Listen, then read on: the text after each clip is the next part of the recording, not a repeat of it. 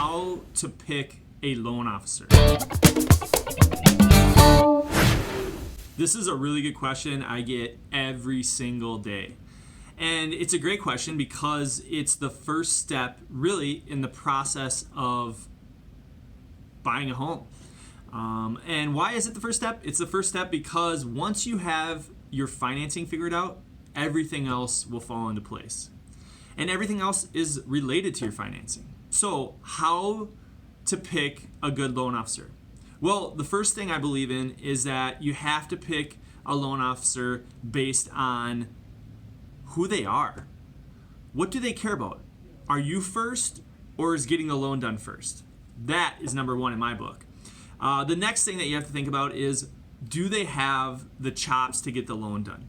When things get sticky, if there's a whole bunch of inspection items that come into play, if they have to get a contractor paid on the closing disclosure, will they be able to make it happen? If there's a bunch of inspection issues, if they have to really work hard with their underwriter, do they have a good relationship with them? There's so many variables that you guys have no idea which go into getting a loan done.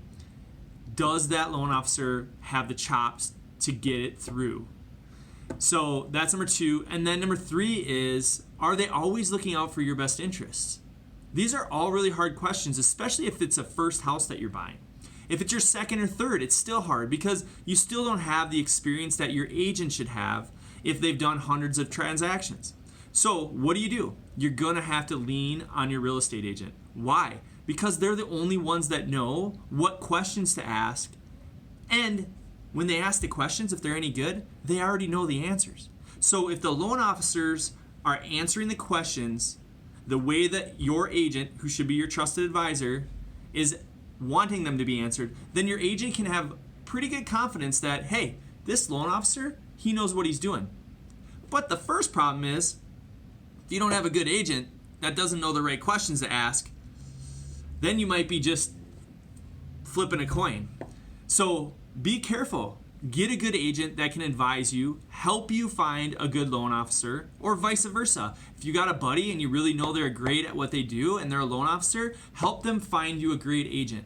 Because either the loan officer or the agent will know the questions to ask, which they already have the answers to, and then let them determine if that agent or that loan officer is the right fit for you.